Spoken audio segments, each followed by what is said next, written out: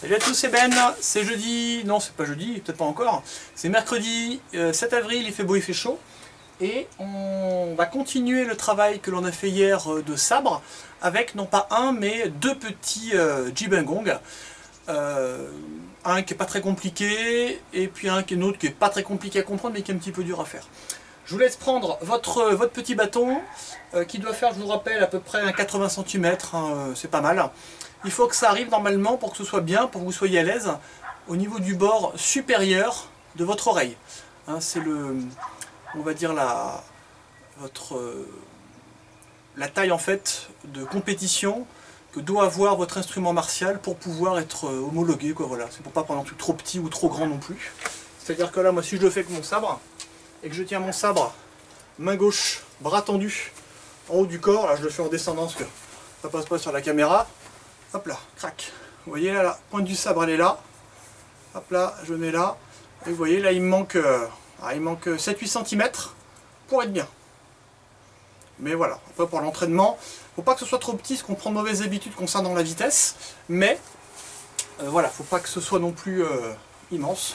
Donc un petit sabre là comme ça, ou exceptionnellement une petite réglette ou un petit tuteur d'automate. Et c'est parti.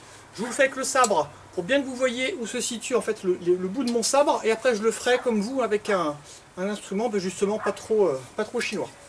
Alors mon premier jibengong ici, on va reprendre un petit peu ce qu'on a fait hier. Je vais venir trancher.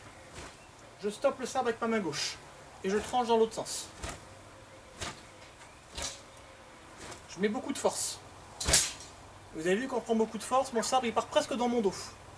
Là je vais essayer de faire à peu près ce que fait un genre de tennis qui veut servir.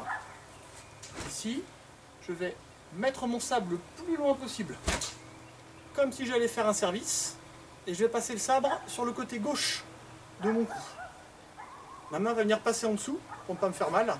Je pousse et je cache le sabre derrière ma jambe. 1, 2.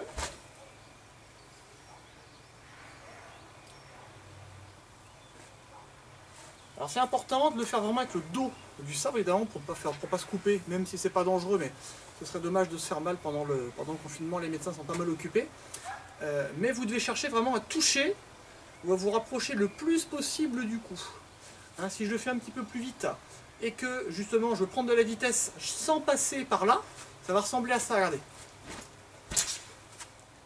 Et je suis passé carrément au-dessus, c'est un peu plus rapide, mais c'est pas assez précis. Là il faut vraiment partir en arrière, il faut que ça touche, ramener et tendre. 1, 2, 3. Quand je vais venir faire ce mouvement là, je vais venir lever la jambe gauche.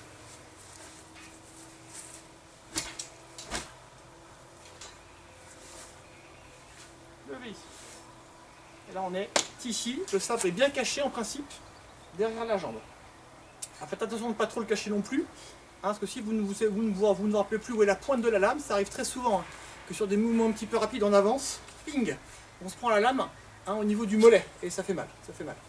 Donc attention lorsque vous allez faire votre mouvement de lever de jambe ici, lever, cachez la jambe, cachez le sabre derrière la jambe, mais mettre la pointe légèrement sur le côté quand vous allez avancer, si jamais il y avait un mouvement piqué par exemple, ce qui arrive de temps en temps. Suite à ça, on va faire une petite prise d'élan pour faire, alors c'est un petit saut, c'est pas tout à fait un coup de pied sauté, mais c'est un petit saut on va dire de base, où je vais venir ici lever ma jambe droite, qui était ma jambe d'appui sur mon équilibre, et j'ai cherché à décoller mon autre jambe. Si je fais uniquement ce petit saut là, sans m'occuper de ce que j'ai dans les mains, je suis ici, ma jambe gauche est levée, je pose. Je vais venir faire un pas et je lève. En même temps que je lève, je ramène ma jambe gauche près de mon buste. Ici. Ramener. Trancher. Lever. Lorsque je fais ce mouvement-là, avec mon sabre, je vais venir piquer sur ma gauche initialement, là où j'ai commencé. Hein. Tac. Lever, piquer. Ça va donner un truc comme ça.